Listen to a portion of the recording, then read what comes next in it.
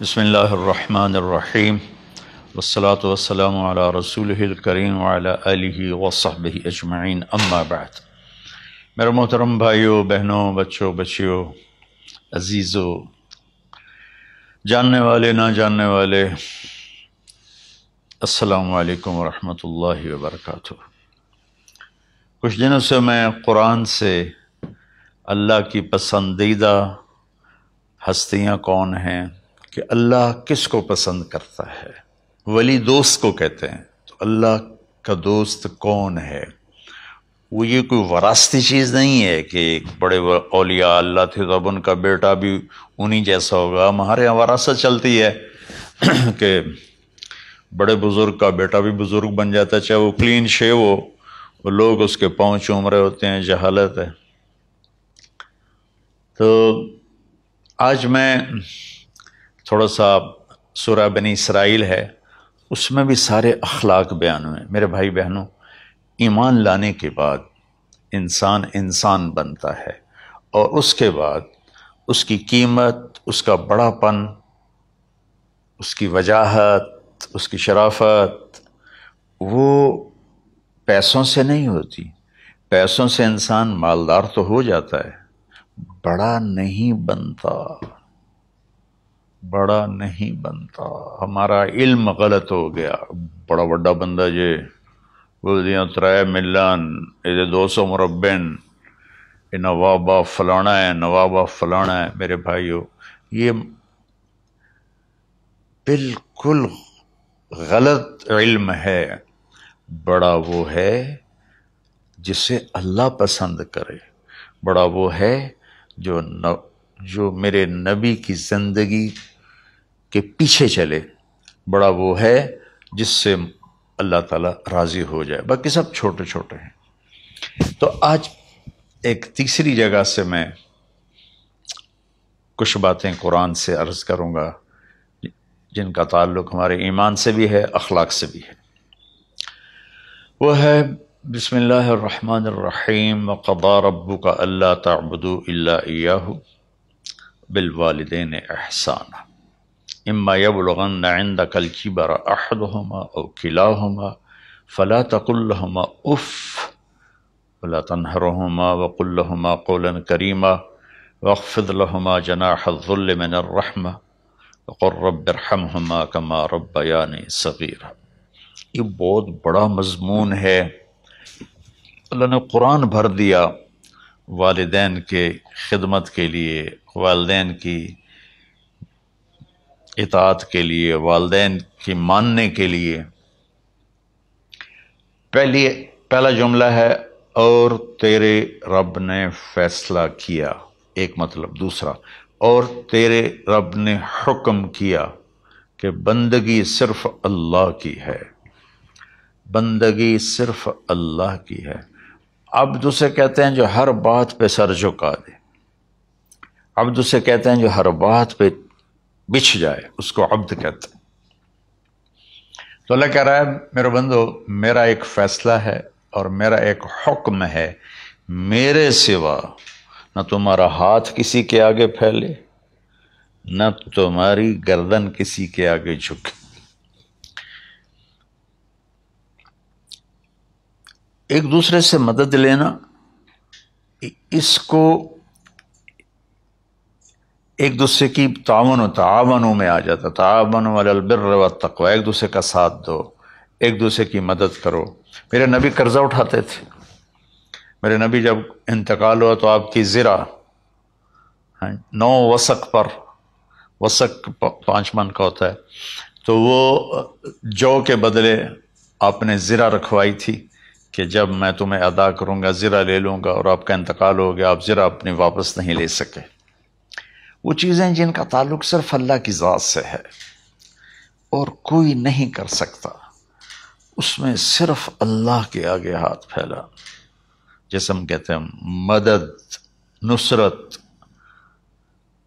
اللہ کہتا میں ہوں، الا ان نصر اللہ قریب، سنو میری مدد تمہارے قریب ہے۔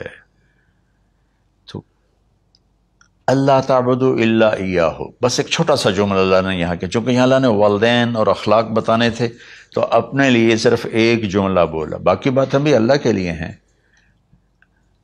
لیکن اللہ نے میری بندگی، اس بندگی سے مراد 5 وقت کی نماز نہیں ہے، حج، روزہ، زکوٰۃ نہیں ہے اس کی مراد، یہ ساری باتیں داخل ہیں، اور اس کے ساتھ 24 گھنٹے کی زندگی اللہ کی مرضی پر گزارو، نفع آئے تو شکر ادا کرو، نقصان ہو تو صبر کرو، برداشت کرو، پھر بھی شکر ادا کرو،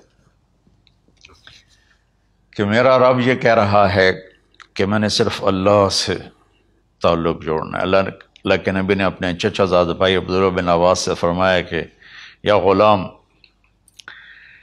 اے نوجوان، اوصی کا بکلمات فاحفظہ، میں تمہیں چند باتوں کی وصیت کرتا ہوں، کیا؟ احفظ اللہ، احفظ اللہ یحفظک اللہ، یحفظک اللہ، اللہ کے اوامر کی حفاظت کر، اللہ تیری حفاظت کرے گا۔ احفظ اللہ تجدہ تجاہک، تو اللہ کے اوامر، اسلام، حلال حرام کی پہچان کر کے زندگی گزار تو اللہ کو ہر وقت تو اپنی مدد کے لیے تیار پائے گا۔ اور لمبی حدیث ہے، بنا عشاء کی نماز کا وقت ہو رہا ہے، اس میں وہ جملہ جو اس میرے مضمون سے متعلق ہے، وَإِذَا سَأَلْتَ فَاسْأَلِ اللَّهِ، جب بھی مانگو اللہ سے مانگو، جب بھی مانگو اللہ سے مانگو، اللہ کے سوا کوئی دینے والا نہیں ہے، صرف اللہ ہے دینے کے لیے۔ وَإِذَا اسْتَعَنْتَ فَاسْتَعِنْ بِاللَّهِ، اور جب مدد کے لیے ہاتھ اٹھاؤ تو صرف اللہ کو پکارو، جب ضرورت حاجت کے لیے، مدد کے لیے ہاتھ اٹھاؤ تو اپنے اللہ کو پکارو۔ تو یہ حدیث کی بات بھی ہے اور یہ قرآن کی بات بھی ہے۔ اس کے بعد آگے اللہ کہتا ہے وَبِالْوَالِدَيْنِ إِحْسَانًا، اور اپنے والدین کے ساتھ احسان کرو۔ احسان کا کیا مطلب ہے؟ اللہ آگے اسی کی تشریح کر رہا ہے۔ ویسے احسان کا مطلب عربی میں ہوتا ہے، یہ جو ہمارا اردو کا احسان ہے، میں تیرے تے احسان کیتا ہے تو ہوں میں نالے کی کر رہے ہیں، یہ بھی مطلب ہے، لیکن احسان کا اصل مطلب ہوتا ہے، احسان حسن سے ہے، حسن، حسن سے الف، 2 الف ملے اور احسان بن گیا۔ احسان کا مطلب ہوتا ہے کسی بھی کام کو جو دنیا کا ہے، دین کا ہے، اسے انتہائی خوبصورت طریقے سے کرنا۔ جیسے کسی دلہن کا میک اپ ہوتا ہے نا، تو 5-6 گھنٹے 4 گھنٹے کے بعد وہ کہتی ہے، جو ہوتی ہے اس کا میک اپ کرنے والی، کہ جی بس یہ مکمل ہو گیا ہے اور اب اس سے آگے نہیں ہے۔ تو آخری انتہا، اچھائی کی آخری انتہا پر پہنچ کے کام کرنے کو احسان کہتے ہیں۔ تو میرا اللہ کہہ رہا ہے میرے بندو، اپنے والدین کے ساتھ وہ کرو کہ جو بھلائی کی، خدمت کی، ماننے کی آخری حد ہے۔ سبحان اللہ۔ وبالوالدین احسان، بالوالدین پہلے ہے، احسان بعد میں ہے۔ اللہ تعالیٰ نے باقی سب کو پیچھے کر کے فرمایا کہ دیکھو خاص طور پہ ماں باپ کے ساتھ وہ رویہ کرو کہ ان کے دل سے دعائیں نکلیں۔ چند دن پہلے ایک والد یوں ہاتھ اٹھا کے کہہ رہا تھا اپنے بیٹے، اکلوتا بیٹا، میں منگنا اللہ کو لو، اللہ تینوں چاہ لگے۔ باپ بیٹے کے لیے یہ دعا مانگ رہا تھا اور بیٹا اکیلا ہے، یہ بد دعا باپ کر رہا تھا۔ تو بھائیو ایسی اولاد نہ بنو جس ماں نے پیٹ میں 9 مہینے اٹھایا، پھر جننے کی تکلیف برداشت کی۔ ایک شخص آیا حضرت عبید بن عمیر کے پاس کہ حضرت میں نے ماں کو اپنے کندھے پہ بٹھا کے پیدل حج کرایا ہے، مینا لے گیا، عرفات لے گیا، مزدلفہ، پھر مینا، پھر مکہ، تو کیا میں نے ماں کا حق ادا کر دیا؟ میں نے فرمایا ولا تلقۃ واحدہ، بیٹا ابھی ایک تلقہ کا حق بھی ادا نہیں ہو۔ تلقہ کسے کہتے ہیں؟ جب بچہ پیدا ہونے کا وقت آتا ہے تو ماں کو دردوں کی لہریں اٹھتی ہیں، وہ اتنی خوفناک ہوتی ہیں کہ ماں چیخ چیخ کے رہ جاتی ہے، اور بعض اوقات ڈیلیوری لیٹ ہو جاتی ہے تو وہ تڑپتی ہے، روتی ہے۔ وہ جو لہریں ہیں نا پیٹ میں آتی ہیں جاتی ہیں، آتی ہیں جاتی ہیں، ایک لہر جو درد کی اٹھتی ہے اس کو کہتے ہیں طلقہ۔ میں قربان جاؤں، انہوں نے فرمایا بیٹا ابھی تیری ماں نے جو تجھے جنا تھا اس وقت جو تجھے درد، تیری ماں نے درد کی لہریں برداشت کی تھیں، اس میں سے ایک لہر کا بھی حق ادا نہیں ہوا، یعنی کہ حق ادا ہو ہی نہیں سکتا۔ یہ مطلب کہ حق ادا ہو ہی نہیں سکتا کہ بیٹا ابھی ایک کا بھی نہیں۔ پھر حضرت عبداللہ بن عمر سے ایک شخص نے پوچھا کہ اچھا یہ جو آدمی تھا یہ خراسان، یہ ایران میں ہے اور افغانستان میں، یہاں سے ماں کو پیدل کندھے پہ بٹھا کے مکے پہنچا تھا، اندازہ لگا اس نے کتنی مشقت اٹھائی۔ اور عبید اللہ بن عمیر کہتے ہیں بیٹا ابھی ایک لہر کا حق ادا نہیں ہوا۔ یہی سوال حضرت عبداللہ بن عمر سے کیا ایک شخص نے کہ حضرت میں نے اپنی ماں کو حج کرایا ہے، سارا میں نے پیدل کرایا ہے اور کندھے پہ اٹھا کے کرایا ہے، تو کیا میں نے ماں کا حق ادا کر دیا؟ وَلَا زَفْرَةً وَاحِدَةً وَلَا زَفْرَةً وَاحِدَةً۔ ہائے ہائے، کہ بیٹا تیری ماں نے تجھے پالتے ہوئے جو تھک تھک کے لمبے لمبے سانس لیے، ہوکے بھرے، ابھی ایک ہوکے کا حق بھی ادا نہیں ہوا، یعنی حق ادا ہو ہی نہیں سکتا۔ تو احسان کے آگے تشریح آ رہی ہے۔ تو آج میں صرف اتنی بات کروں گا کہ میرے بھائیوں، میری بہنوں، میرے بچوں، میری بچیوں، اللہ کے واسطے ماں باپ کو دکھ نہ دینا ورنہ اللہ بھی ناراض ہو جائے گا۔ چند دن پہلے ایک بچہ بچی میرے پاس آئے، دونوں میڈیکل اسٹوڈنٹ تھے، کہنے کہ ہم شادی کرنا چاہتے ہیں۔ تو بچی نے کہا جی میرے والدین ناراض ہیں، وہ نہیں، اس رشتے پر راضی نہیں ہیں۔ تو میرے باپ کہتے ہیں اگر تو نے یہاں رشتہ کیا تو تیری میری ایک درمیان ایک خط آئے، کھچ جائے گا، خلیج، ہم اس پار نہیں آئیں گے تو اس پار نہیں آئے گی۔ میں نے کہا بیٹی جس ماں نے تجھے 9 مہینے پیٹ میں پالا، 2 سال تجھے دودھ پلایا، تیری پوٹیاں پیشاب صاف کیا، تجھے پیمپر باندھے، تجھے اٹھ اٹھ کے راتوں کو اپنی چھاتی سے دودھ پلایا، کیا اب اس کا اتنا بھی حق نہیں کہ تم اس کی رائے کا احترام کرو؟ اتنا بھی حق نہیں ہے؟ تو میں نے کہا بیٹا میری کوئی رائے نہیں ہے، تو اگر تیرے ماں باپ راضی ہیں تو بسم اللہ ضرور کر، اگر راضی نہیں ہیں تو دیکھو موت تک تجھے ماں باپ کی دعا نہیں ملے گی، اور ماں باپ کی دعا نہ ملی تو کچھ بھی نہیں ملے گا۔ تو بھائیو دوستو، خاص طور پر آج کے کالج کے نوجوان بچے بچیاں یہ ماں باپ کے ساتھ بہت بدتمیزی کرتے ہیں، چونکہ اس میں والدین کا پہلا قصور ہے کہ انہوں نے ان کو دین نہیں سکھایا۔ بچپن میں انگلش میڈیم سکول، پھر او لیول، پھر اے لیول، تو انہیں کیا پتہ ماں کون ہے باپ کون ہے۔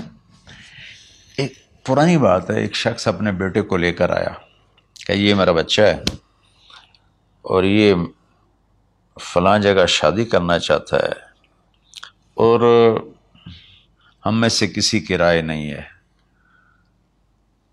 اور یہ مانتا نہیں ہے، اور اس کے ساتھ اس نے نا دھاڑے مار کے رونا شروع کیا۔ تو میں نے بچے کو دیکھا تو یوں کر کے بیٹھا تھا، اس کا باپ رو رہا ہے، ہچ کیوں تو ایسے بیٹھا ہو۔ تو مجھے اچانک خیال آیا، میں نے کہا شیخ صاحب اس کو کہاں پڑھایا تھا؟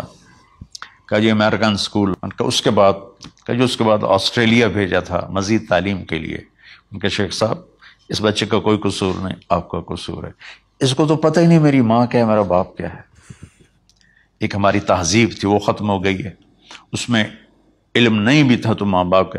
میں نے اپنی آنکھوں سے دیکھا، میں نے اپنے دادا کو دیکھا لیکن میں یاد نہیں، لیکن جو میرے دادا کے چھوٹے بھائی تھے ان کو میں سنبھلتا ہوں، ان کو میں نے دیکھا ہے، 3ری 4تھی جماعت تک میں تھا۔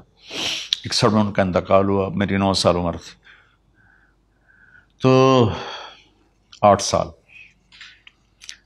ان کے بیٹے جوان تھے، اور ڈیرے میں جب وہ بیٹھتے تھے تو ان کے بچے ان کے سامنے نہیں بیٹھتے تھے، ان کی پیٹھ کے پیچھے بیٹھتے تھے۔ اتنا ادب تھا، حالانکہ چاروں کے چاروں دین نہیں جانتے تھے، تہذیب تھی، ثقافت تھی، جو آج کی تہذیب نے ہم سے سب کچھ چھین لیا۔ اب بھی آپ جاؤ بیٹا تھر پار کر میں گیا ہوں 2-3 دفعہ، اور وہاں مسلمان نہیں، ہندو عورتیں جب گاڑی گزرتی ہے تو گھونگھٹ کو نیچے کر لیتی ہیں، اپنا چہرے کو فوراً چھپا لیتی ہیں۔ تو خیر بہرحال میں نے کہا شیخ صاحب اس بچے کا قصور نہیں، آپ کا قصور ہے، تو میرے بچوں اپنے ماں باپ کو خوش کرو، راضی کرو۔ ان کا راضی ہونا اللہ کی رضا ہے۔ میں اس کی تفصیل انشاءاللہ آگے بتاؤں گا، آج میں صرف اتنا ہی میں نے تمہید باندھی ہے کہ ماں باپ کا کیا مقام ہے، ان کی کیا عزت ہے۔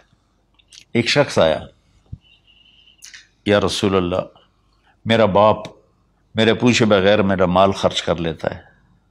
آپ نے کہا بلاؤ، چونکہ بچے کا ذاتی مال اگر ہو تو شرع کے لحاظ سے باپ پوچھ کے استعمال کرے، بغیر پوچھے استعمال نہ کرے۔